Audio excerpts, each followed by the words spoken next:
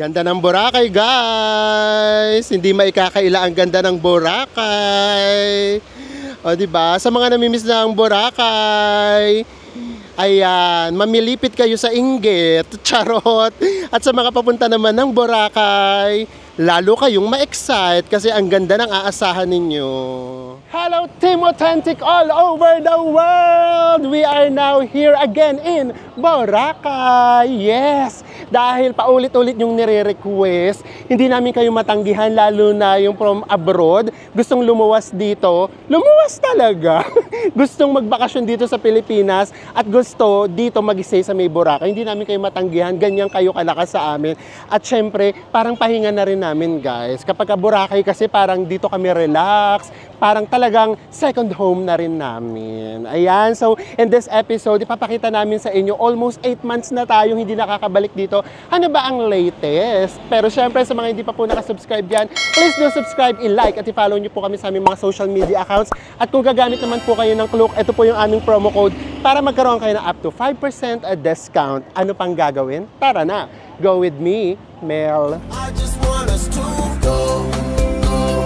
Drop everything and just go. Hello everyone! Hi guys! We are back here in Boracay. Ayan, dahil super nire-request ninyo and gusto lang namin munang mag-relax ng kaunti dahil grabe yung mga travels sa pinaggagawa natin. Simula pa lang ng taon, talagang pasabog, kada pasabog, ganon. So ngayon naman, relax naman tayo ng kaunti. Kumbaga, mag-ano muna tayo ng energy. Ano tawag doon? Mag-ipon. Oo. Para may pambuga uli tayo, di ba? So pakita namin sa inyo, na-miss namin yung Boracay. Dito na tayo sa may arrival. So this time, titignan natin kung ano na yung procedure. Uy, mga 7 months naman na tayo hindi nakakapag-Boracay. So for sure, marami na mga pagbabago. Today is June 4. So ito na yung habagat season. Tignan natin kung talagang nag-start na. By this time, maiiba na yung port na sasakyan natin. So let's see. And then paglabas natin dito, meron na kaagad ditong mga transport. Organized na ngayon. Kasi yun yung last na punta namin, ganun na siya. O ayan, katulad dito guys. O meron na kaagad ditong ATM machine. And then, dito meron naman ditong mga local SIM cards para siguro sa mga foreigners. And then, nandito na lahat sa may labas. So paglabas natin, ayan makikita ninyo, paglabas, nandoon, wait lang. O kung Henan kayo guys, nandito yung Henan. And then yung Dalind, nandito siya sa may paglabas lang ng arrivals. Ayan. Pati Crimson. Siyempre, hindi tayo dyan. So lakad lang kayo. And then, meron na rito parang mga booth. Tapos, nandito, ayan for example, nakalagay, paglapit na lang natin para makita nyo. Nakalagay sa may number 1, tricycle to port. And then sa number 2, van. 3, 4, lahat puro mga van. Ayan. So tayo, syempre, eto, tricycle. So, diretso na lang. Ayan. Kapag tricycle, diretso na. Ayan, 75 pesos, DIY transfer. So, ayan lang siya. So, ang hindi pa namin na itatanong kung saan na yung port ngayon. Kasi ngayon ay habagat season na. So if I'm not mistaken, dapat kapag habagat season, sa may Tambisaan port na tayo. And you know guys, hindi ko alam kung may pagka-abnormal yun. Mas gusto ko yung Boracay na habagat season, yung medyo maulan. Hindi naman yung malakas na pabagyo na, yung hindi masyadong mainit. Ito yung tricycle counter. Ayan. So tignan na natin. Boss, saan na po yung ngayon, yung port? Dito pa tayo ngayon. Doon pa rin? Okay. So by now, June 4, sa may Jetty Port pa rin. Ayan. So ito yung tricycle counter. Bibili kayo. 150. And then, dito na. And then ito na. Ito na yung pinaka-tricycle. So dito na tayo sasakay. So nag-aabang na sila dyan. So sa Jetty Port pa rin tayo guys. Hindi pa rin pala habagat season. Baka daw mga mga second week of June mababago yung port. So ngayon, as usual pa rin tayo. Doon pa rin tayo. Pero, ang totoo, nagmahal. Kasi dati, kapag sa may jetty port, yung isang tricycle, 100 pesos lang. So ngayon, 150 na. So ayan ha, may isa ng pagbabago. So dapat talaga paminsan-minsan ina-update din natin yung Boracay. Kasi talagang lagi na kami nagbabago. Nandito na tayo sa may jetty port. So papakita namin sa inyo yung situation ha. Kaya gustong-gusto namin yung ganitong date, yung ganitong month, yung June, July, August, yung pahabagat na. Kasi talagang sobrang konti nung tao. Papakita namin sa inyo. Dito na tayo sa may port. Ganyan lang kakunti yung tao. Wala kami halos kasabay. And then, pasok na tayo. Ngayon naman, titignan na natin kung ano yung mga procedure. Siyempre, for sure, by this time, mas maluwag na. Dati kasi, meron pa mga pa-QR code, di ba? Tapos, kailangan meron ka pang hotel booking.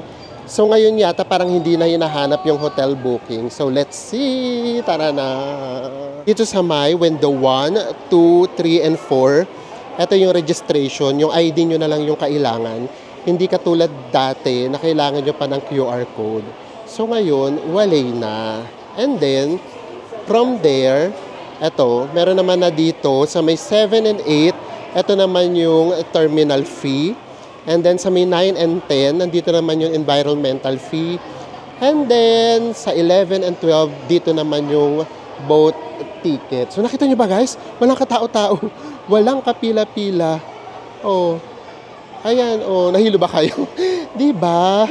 So super enjoy kami kapag ganitong mga months. Kasi nga, mas kaunti yung tao, mas na-enjoy namin yung isla. Pasok na tayo. So, bayad na tayo lahat ng mga terminal fee, environmental fee, at saka boat fare. So, dito, fill outan pa natin yung parang ticket. Ayun, ganun pa rin yung procedure. Wala pa rin pagkakaiba. Ayan. So, dito, mag-fill out pa tayo. And then, pagkatapos natin mag-fill out, ibibigay natin yan doon sa may, sa kanila. And then, bibigyan nila tayo ng seat number para naman doon sa ating boat. Yes, kompleto na yung mga paraphernalia natin. Ayan na, meron na rin tayong parang mga seat number. So, ito yung mga binayaran ni Enzo. Siya kasi nagbayad. Okay guys, yung binayaran natin, environmental fee 150, tas yung terminal fee 150, tas yung boat ticket natin 50 pesos. Yes! So, wala pa rin naman pinagbago. Kasi, ganun pa rin naman. Although, mas tumaas na nga, di ba? Pero last year pa naman yun, yung boat dati, 40 pesos lang. So, ngayon, 50 na din. And then, yung terminal fee, from 100 before, naging 150. So, yun pa rin yung mga babayaran nyo. So, dito pa lang, papasok pa lang ng isla, magkano na kaagad? Nagbayad na kaagad kayo ng 350 each. Na yun. Diba? Ang ganda ng weather. Gusto ko talaga yung ganitong weather. Talagang siya, mas nakaka-relax siya. So kami, talagang mas gusto talaga namin yung habagat season. Kasi nga, pag pumupunta naman kami ng Boracay, hindi naman kami nag-activities, wala naman mga water activities. So sorry naman dun sa mga mahilig sa water activities. For sure, masisira yung lakad ninyo kapag ganito. Tapos, isa pa, gusto lang namin yung naglalakad-lakad, ganyan, nagre-relax. Syempre, kapag hindi masyadong mainit yung panahon, mas masarap maglakad. And then, mas nakaka-add siya ng vibe na mas relaxing. Pasok na tayo. Actually, medyo maalon na. Nagtataka nga ako, bakit hindi pa napapalitan yung port. Ayan, nakikita nyo naman, gumagalaw na talaga yung yung tulay. Yung tulay! Oh, di ba? At ako, ito, vlog pa rin. Ayan na siya. So, lakad lang tayo papasok. So, malamang mga June 10 siguro or June 15, iba na yung port. Ay! O, diba? Kasi maalo na siya, kakahilo. Meron niyang seat number, ha? Hindi kayo pwede maupo kung saan nyo gusto. Although, for sure, by this time, alam nyo na yan. Lahat ba? First time pa rin magbuburakay? For sure naman. Lahat yata tayo, nagpabalik-balik na ng Boracay. Pero ito yung yung pinaka-ayokong moment. Mag-aantay dito. O yung maghintay dito kasi nakakahilo. Lalo nga ngayon, maalon na. So ako kasi yung ginagawa ko kapag ganyan, naghihintay muna ako doon. Ayan diba? So ang ginagawa ko, naghihintay muna ako doon sa may taas. Tapos kapag kapapuno na, tsaka ako sumasakay. para hindi ko nararanasan itong ganito. Sobrang maalon siya. Nakakahilo siya, guys. Para kang nasa rides. Sakit sa ulo, grabe. Guys, tara, let's na. Ayan, nakikita nyo ba? Malalaki na yung alon niya. Just feel. Para kami nakasakay sa may Vikings. Ayan, ganyan na siyang kalalaki. So, supposedly, mga 5 minutes away lang tayo from Katiklan mainland going to Boracay. Pero kapag ganito kasing kalalaki yung mga alon, siguro magsi 7 to 10 minutes tayo niyan. O, diba? Ang lalaki na talaga ng alon. So, pakiramdam ko, by this time, yung mga water activities, baka nasa may Bulabog Beach na. Pero syempre, check pa rin natin para alam nyo pa rin kung pupunta kayo by this time. Lapit na tayo, guys. Grabe, oh, lakas ng alon, no? Grabe. Pa-Siargao na tayo, guys. We're here na, guys. O, tignan nyo naman yung tubig. Kung gaano kalinaw, no? Ganda ng kulay. So, ayan na. Nandito na tayo sa may Cagban Port. We are here. Ayan na tayo. Struggle, kaloka. If vlogging is life, ganyan talaga. Ay, sa Enzo, oh. Yee! Relax lang, oo. Tapos ako para ako nakikipagpatentero. Uy, nasa akin naman yung mabigat na bag. Oo, ayan na naman, nagreklamo na siya. Marami na naman magagalit sa akin. Ayan na, guys, lakad na tayo. So, syempre, dahil alam nyo na super budget tayo, lalakad pa tayo ng medyo malayo-layo para makatipid. Lalabas tayo, yes. Pero kung hindi, okay lang yun. Kung ayaw nyo magtipid, pwede naman kayong mag-private transfer or pwede kayong ang tawag yung group transfer, di ba? Kaya nga gusto ko rin magpasalamat kasi kahit na ang ginagawa namin DIY, pero kapag nagbubook kayo ng mga private transfer or yung mga group transfer, ginagamit nyo pa rin yung promo code namin sa Klook. Maraming salamat. Ayan. So, you know, di ba kahit hindi nyo nakikita yung sa experience namin, yun pa rin yung ginagamit nyo. Kaya we are so grateful. So, tayo, lalakad tayo para makatipid tayo sa may transfer. Pagka nag-avail kayo ng transfer, ayan, dito kayo. Tapos hinihintay na kayo nitong mga van. Ganyan. And then, syempre, usually, ginagawa nga natin, pupunta kayo dito sa may famous na Boracay signage. Ayan. Pero tayo, dahil nga tipid tayo, hindi tayo dyan. Dito tayo. Susundan natin si Enzo. Ay, ito nga pala, guys, oh. Pwede na rin nga pala rito yung Hoho. Pwede na kayo rito mag-avail ng Hoho. Ayan. And then, pwede nyo na kagad siyang gamitin. Sa mga gumagamit din ng promo code namin sa Klook, using Hoho, maraming salamat po. Ayan. So, papakita lang namin sa inyo. So, dito, paglabas nyo dito, oh, may pa-beach. Ayan, oh, beach. Ganda. So, ayan guys, so, Henan. Kapag Henan kayo, dito kayo bababa sa may beach. Tapos may susundo sa inyo, taray. Ito yung sa may Henan na transfer. And then, pagbaba nyo dyan sa may boat, eto na kaagad, oh.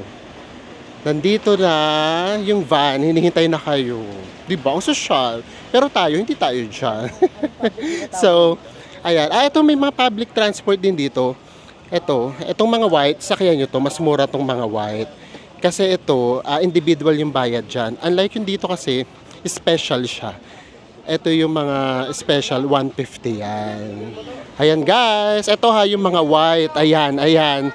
Ito yung sakyan ninyo kasi ito, hindi siya special. So ngayon, meron na ngayon dito. So hindi na tayo tatawid dun sa may kabila at mag-aabang parang chance passenger. Meron na dito guys. So tara na. Ang kaibahan dito guys, nandito tayo sa Milo, hindi tayo masyado naglakad. Dito, punuan siya. Unlike doon sa may labas kasi, ano lang talaga siya, para kang chance passenger. So, pag kami dumaan, pwede ka kagad sumakay, andar agad kayo. Pero kasi grabe, sobrang init guys. Grabe yung init. Ayan naman yung mga sumasakay naman na. So, for sure, mabilis lang yan. Ay, grabe. Ipapakita ko sa inyo. Ano na naman? Diyos ko naman sa Inabutan na naman ng gutom yata. May baong kaagad na na burger. Galing pa yun sa may sa Minaiya Terminal 2. Kaya syempre mag-aatoy tayo dito. Kumain muna tayo. Oh, kaloka. Basta sa may Lilafang.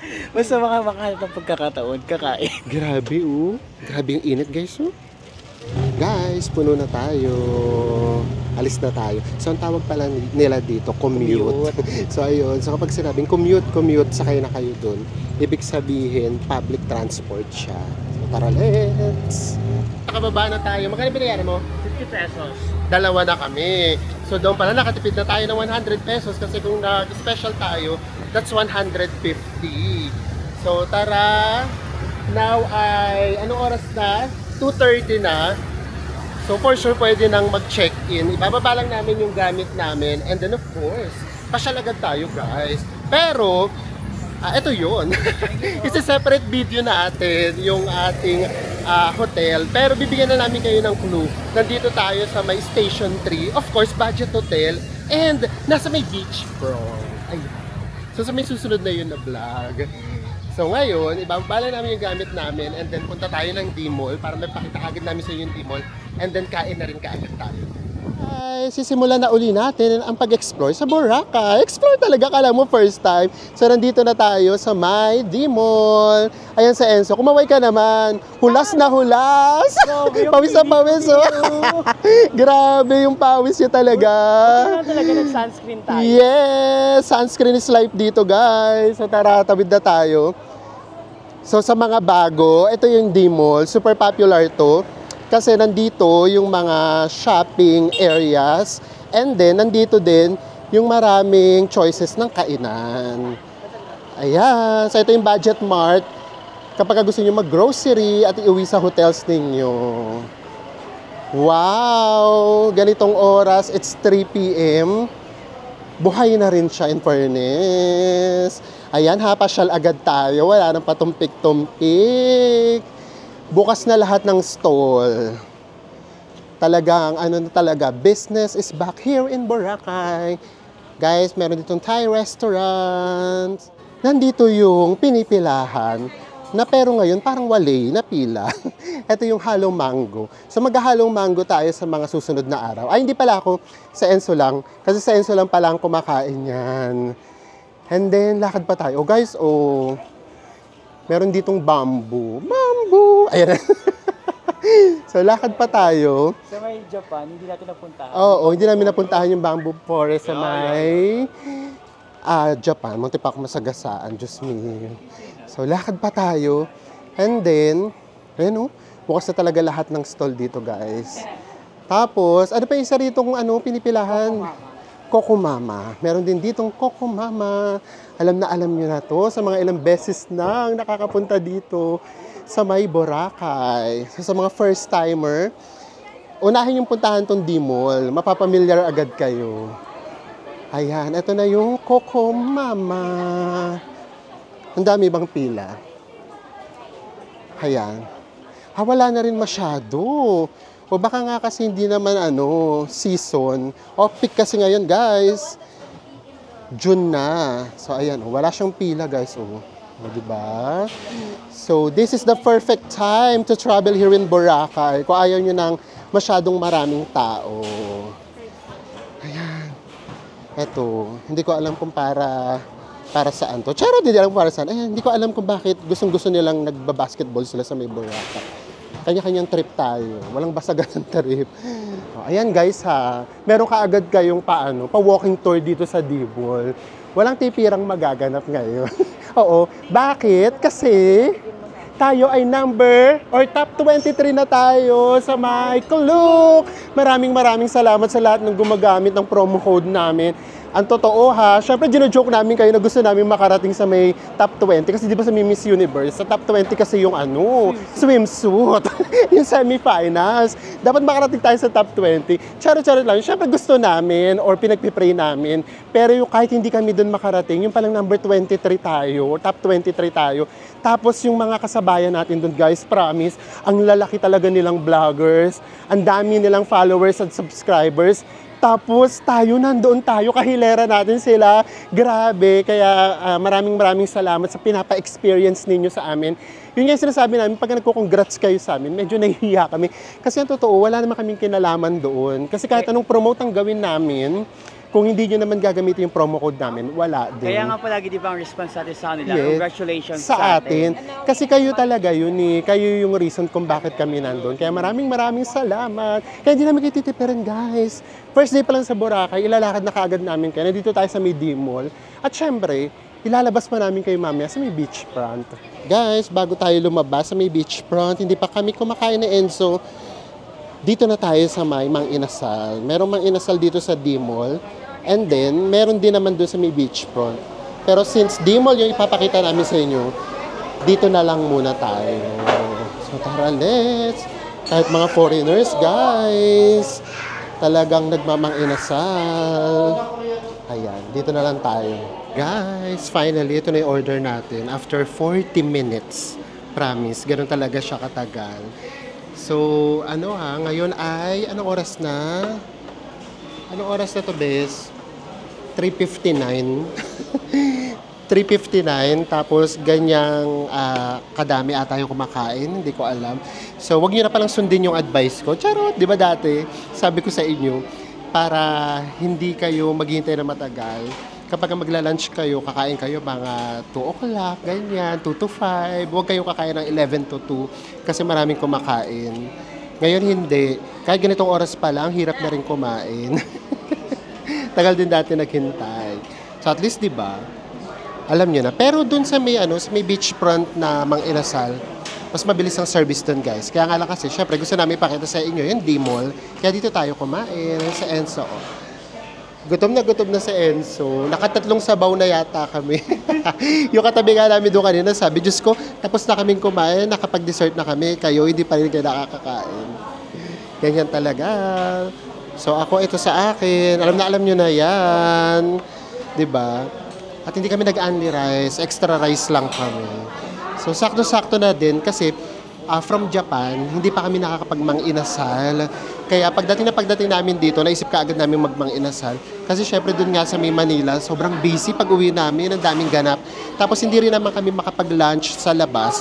Kasi sobrang init, ina-avoid talaga namin na wag lumabas ng tanghali. Kaya hindi pa kami nakapagmang inasal. Sa gabi, bihira naman kaming makapag-dinner out sa gabi.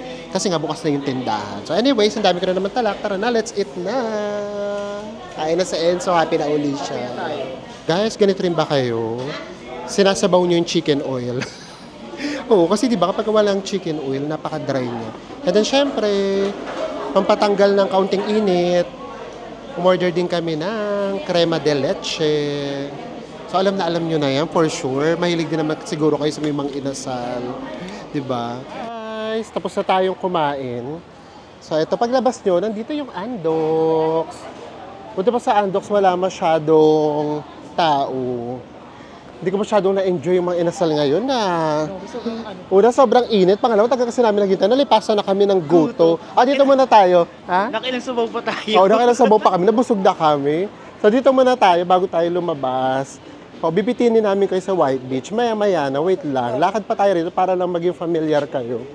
Kasi, dito, meron din ditong magandang tambayan. Tambayan talaga. Lalo na kung mahilig kayong uminom. Yung chill lang. Yung hindi naman parang party-party. Meron kasi rito tumutugtog na acoustic kapag kagabi. So, dito siya. Tapat siya ng... Anong hotel nga to? Diba? Ang tagal-tagal ko na pupunta rito hanggang ngayon. Hindi ko pa rin alam tong hotel na to. Lagi ko na lang nakakalimutan. Pero kapag sinearch nyo, isa to sa may pinaka top-rated hotels dito sa may Boracay. Oo, nakalimutan namin yung pangalan. So mamaya na, wait lang. Ito na. Ayun, Feliz Hotel Boracay. Ayan. Ito yung Feliz Hotel Boracay, guys, dyan. And then later, mamaya, dito sa Mila Plaza, ayun o, pinangalan La Plaza kasi para tong plaza. And then may tutugtog dyan mamaya, doon. Tapos may mga cocktails and mga drinks. So, ang maganda sa kanya na nag-iiba yung ambience niya dahil sa kulay. Yes, ay may Ayan, mga sinasabi sa Enzo. Yun lang daw. Kaya, tara, dali na natin sila sa White Beach. So, syempre, wala nang bitin ang magaganap. So, 4 o'clock na. Past 4 na. So, mga ganitong oras, ayan na. Naglalabasan ng mga tao, guys. Kasi nga, lahat waiting for sunset. So, ito yung first sunset natin dito sa may Boracay. Sana pagbigyan mo tayo. Ready na ba kayo? Sa beachfront. Ay, grabe. Iba talaga yung Boracay. Iba yung na-add niya sa amin. Actually, hindi naman energy. Parang, basta may something sa'yo na parang at peace, na parang hindi namin ma-explain. Sorry guys ha. Naalala ko last time na punta natin dito sa Boracay, na ilang beses tayo na ang ganda talaga. Oo. Ang ganda talaga ng Boracay. Bibilangin ko ngayon. Yes, yun na natin. Kasi hindi pa kami lumalabas. Kami rin, first time din namin makikita ngayon yung beach. So ito na, nakikita na namin guys. May mga bago oh. Ito bago to oh. Gratitude, bago to. Ngayon ko lang to nakita. Ito ano to? Ito rin bago din to. Ano pangalan niya? Epic na pala to. Epic pala to guys kapag gusto nyo gumimik. So, eto na guys. Ang ganda na ng kulay oh. This is it. Here's the White Beach guys. Nandito tayo sa may White Beach. Sa may beachfront ng Station 2 sa D-Mall. Look at this! Ayan, tignan natin kung malumot. Ayan ha, di ba? Nakita nyo na kaagad ang White Beach. Ang ganda guys, oh. Daming tao din, oh. Diba? Pero mas maraming tao kapag peak season talaga. Ngayon wala masyado. So tara na guys! Here's the White Beach! Grabe! Ayan, ganun pa rin ang Boracay! 1, 2, 3! Ang ganda! Ganda pa rin ang Boracay talaga. Ayan. So, walang lumot, pero ito eh. Ayan. Siguro nga kasi low tide. Ito na. Sa mga first time pa lang pupunta ng Boracay at pabalik-balik na sa Boracay at namimiss nyo na ang Boracay. Ito siya, ang ganda pa rin, guys. Oh, di ba? Ganda niya, guys. Oh. Wala talagang tatalo sa Boracay pagdating sa mga beach, sa vibe. Of course, marami namang mas magagandang beaches na para mga virgin beach. Pero iba kasi yung Boracay, guys, eh. Kasi imagine nyo, beach. Nandito yung beach. Tapos, lahat ng kailangan nyo, nandito na mismo. May restaurants. Tapos, nandito may bar. May mga bilihan ng pasalubong, di ba? So, kaya iba talaga yung vibe ng beach dito sa may Boracay. Ilapit ko kayo sa may dagat para ngayon palang makita nyo na siya. So, sobrang low tide niya pa. Kaya ang layo pa nung lalakarin natin para makita natin ang tubig. Daming tao, guys, oh. Oh. Dami ring foreigners, at least, di ba? Bumalik na sila lahat sa may Boracay. Ayan, guys, oh. Sobrang low tide. Pero pinong-pino pa rin ang buhangin ng Boracay. So, dito tayo. Lakad tayo dito para makita nyo na kaagad yung tubig. Para alam nyo na kung ano expect ninyo kapag ngayon kayo pumunta by June. Oh, eto guys, ito yung tubig. Ang linaw, in fairness. Pero ayan, oh, maalo na siya. 'Di ba? Ganito talaga sa may Boracay kapag ka habagat, maalo na siya. Kasi kapag ka hindi habagat, guys, napakakalmado nitong tubig ng Boracay, itong dagat. Pero ngayon, ayan, oh. Ayan, maalo na siya. Kaya kami na Enzo, ang ginagawa namin dyan, naglalaro kami dyan, tumatalon kami sa may mga alon. Ganda ng Boracay, guys! Hindi maikakaila ang ganda ng Boracay. O, diba? Sa mga namimiss na ang Boracay, ayan, mamilipit kayo sa inggit, charot. At sa mga papunta naman ng Boracay, lalo kayong ma-excite kasi ang ganda ng aasahan ninyo. Yes! Nasilayan na uli natin ang Boracay. Dito tayo para maganda yung lighting natin. At tinilo daw namin kayo. So how was it? Nakaka-amaze pa rin ang Boracay. Yes, alam nyo, kaya naintindihan din namin kung bakit kayo, pabalik-balik kayo dito sa may Boracay. Lalo na yung mga nasa abroad, uuwi sila rito, naisip ka agad nilang puntahan Boracay. Tapos, kahit yung mga, ayan, sa atin sa Manila, Unang-una kasi, kahit kung ako talaga papipiliin, pupuntahan Boracay. Kung hindi lang kami nagbablog. Kasi syempre kung alangan naman lagi namin to i-vlog. Kasi why? Kapag naisip ko kasi, kunyari gusto kong umalis o gusto naming umalis, tapos wala kaming maisip kung saan namin gusto pumunta, ang naisip kaagad namin, Boracay. Una, yung Boracay hindi mo kailangan ng maraming plano kasi napaka-convenient niya. Tapos, Spontaneous ka dapat. yes, spontaneous Spontaneous lang lang, yung okay na.